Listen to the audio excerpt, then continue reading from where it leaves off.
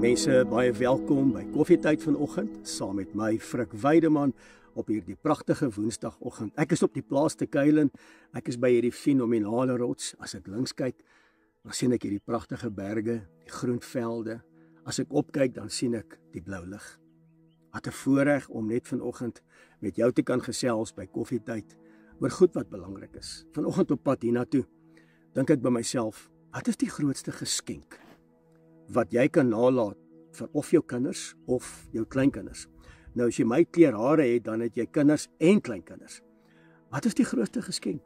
'n Nalatenskap van 100 miljoen rand of plase en eiendomme en karre en goed wat kan vergaan?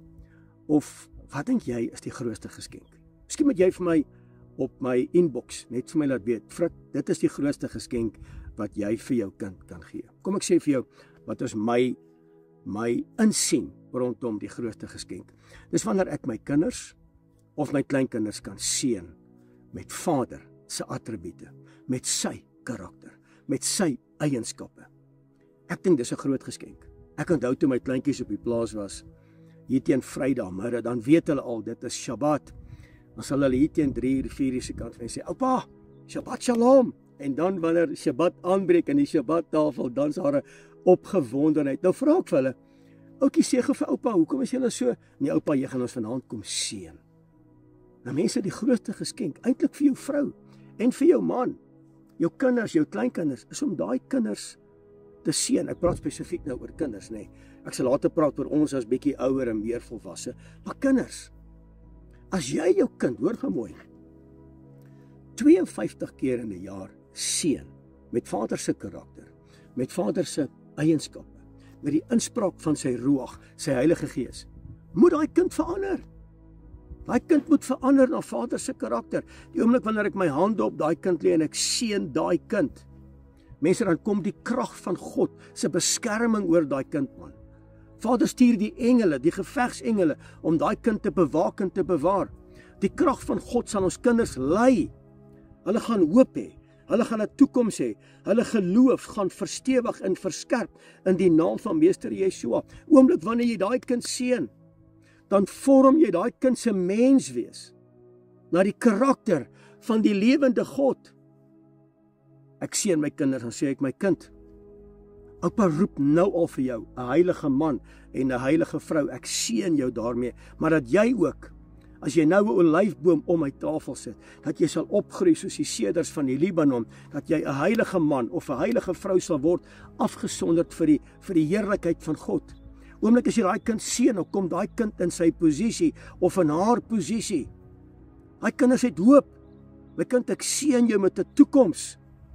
Daar's baie mense wat my bel en my sê, hoorie Frik, daar is nie meer 'n toekoms vir ons kinders hierso nie, hulle gaan oor see. En jy's reg.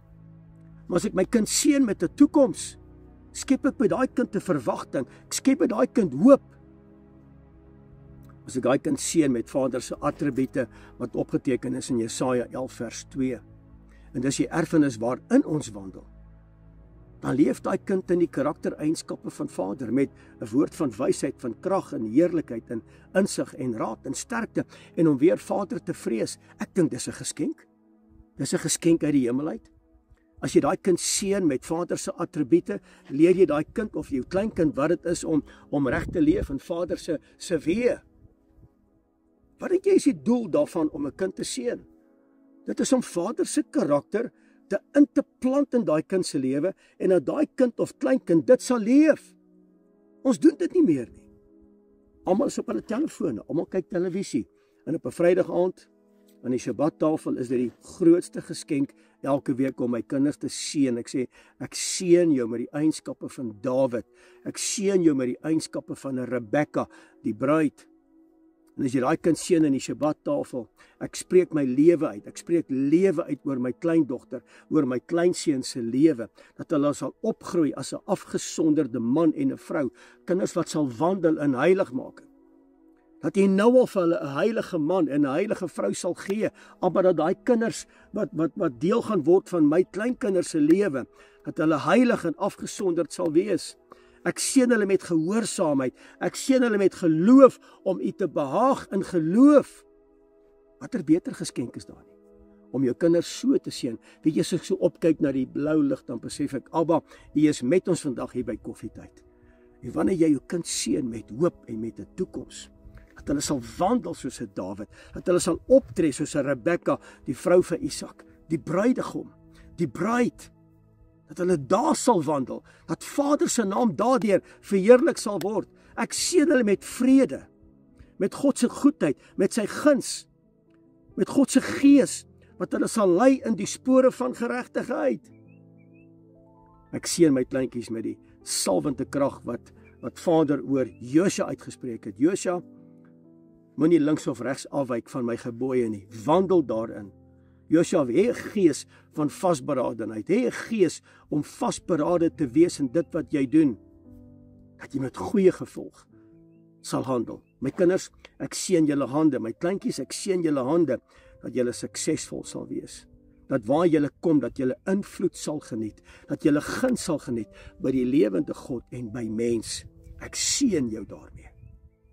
Ek dink dis die grootste geskenk.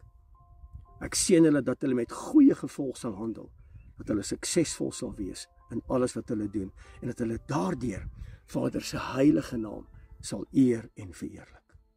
Ek seën hulle daarmee. Ek dink, myns insiens, dis die grootste geskenk wat jy vir jou kinders of jou kleinkinders kan gee. Mense, baie dankie. Koffietyd, Frik Weideman, tot 'n volgende keer. Shalom.